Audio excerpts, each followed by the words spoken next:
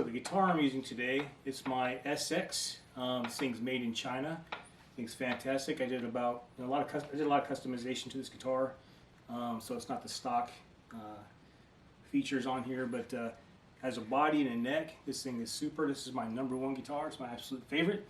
I run a humbucker, JB humbucker in the bridge, and I've got a sustainer up in the neck, and I've got my tremolo button there, so I could actually do tremolo sounds. Let me show you what that does. So it's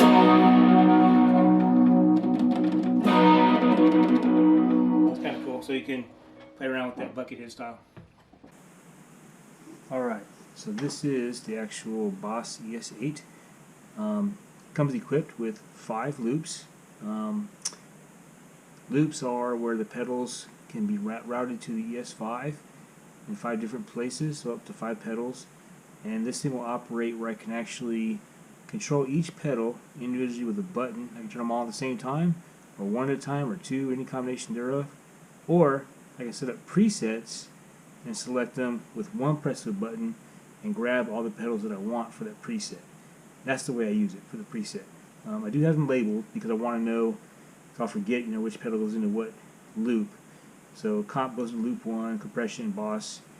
The secret comes into number 2. That's a little form factor by Moore, basically a rat type pedal. The Angry Charlie, which is the JHS Angry Charlie, and the Boss Blues Driver combination pedal is the Angry Driver. So I use that one. I have the TS9 by Ibanez, the tube screamer, coming into this one, and I have a subbing up over there. Allows me to do sub octaves up and down. I also have over here a spark pedal. The spark pedal, I use that for a boost. So I don't use that inside of the ES-5. I only use the 5 I mentioned that are labeled here. Comp, Secret, the Angry Driver, the TS9, and the subbing up. The spark I use coming out of this ES-5 into the spark as a boost. I put a red button on there, so that's my lift. So I want to hit like a solo or something like that, I can just bounce up the volume a little bit. It's very easy, very clean. Just adjust it to whatever level I want and hit it, and it comes on, comes off. My looper comes after all my pedals. I use the mono side of the end of my chain here to come into the ditto for looping. That way I can have it all, in there with all the bells and whistles, and I can play along with it. So it's a pretty cool feature. And then of course my tap tempo goes over here. It's remoted into the ES-5, and it controls the tap tempo on my MIDI pedals. So some presets have my Mobius to be controlled by the tap switch. Some I do not, because some I frankly don't want them to be fast or slow. I want them to stay. Tremolo is a good example that I may have a fast delay time, but I don't want to have a fast tremolo. So in another setting, this might be turned off, where it just stays slow, because tremolo sounds pretty groovy at certain rates, and it can sound pretty lousy if it's either too slow or too fast. Whereas delay is a little bit more dynamic. I can use a fast delay, I can use a short delay, and it sounds just fine. The BigSky also, I don't have that controlled by the tap tempo very much, if at all, because they sound, the reverb sounds very good. So another key feature I use with this setup is, like I said, that all the pedals I mentioned are in the ES-5, those 5 loops. And then I have, after that, I have my spark, my boost. So coming out of my boost, I go into my volume pedal.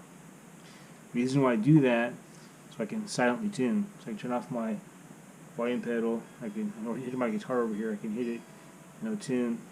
When I'm on stage, I can come off of it and tune no problem. Or when I walk away after a set's over, just in case there's any residual sound, I don't want anything coming through the sound house and getting the sound guy mad because this thing starts feeding back or something crazy. So I always drop my pedal when I walk away, turn my volume knob on my guitar down, and put my guitar away when I walk away from my setup.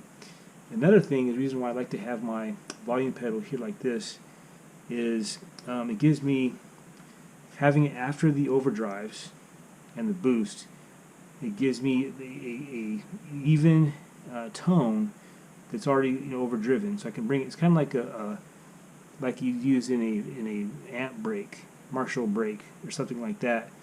The attenuator that allows you to keep your nice overdrive at low levels. So kind of the same idea. It's not the same, but it is similar in that the tone stays more even when I come up and down. Where I have on my guitar, I still have my volume. I can reduce the amount of input coming to my board, but that colors the tone a little bit. So now I can do both. Some people put their pedal before everything, but really to me that's redundant because I already have it on my guitar with my volume knob. This is just a pot switch, just like on a guitar. So it's the same thing. So why have two of the same? So I like it afterwards. It gives me options. I can turn down my guitar, and have this. So it makes me more of a dynamic player, I think. So it's my preference.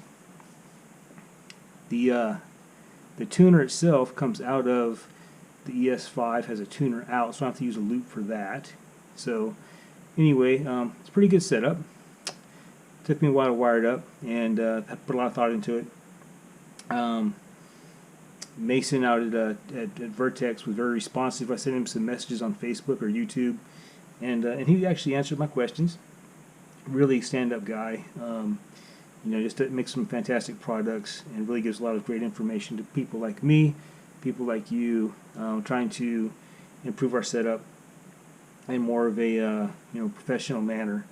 I'm sure he could do 100 times better than what I did here, but I use a lot of his tips, and not all of them. I did take some shortcuts, so just not as good at it as he is. But I'm satisfied with what I have. Fits into some of the overdrives are actually sharing power. So overdrives are very low in power normally, and believe it or not, it seems counterintuitive, but a lot of overdrives can share the same port on a good power supply. What you can't do is run your modulation and share those with, say, an overdrive or something like that. Then it starts getting really noisy and clicky and sweeping and all kinds of crazy stuff starts happening. That's where your noise comes from. I will never route power to power on those Boss style daisy chain. I'll never use those again. That's long behind me. And so, in fact, Strymon gig rig power is good. I actually bought a set of that. Used to use that on a bigger board that I had.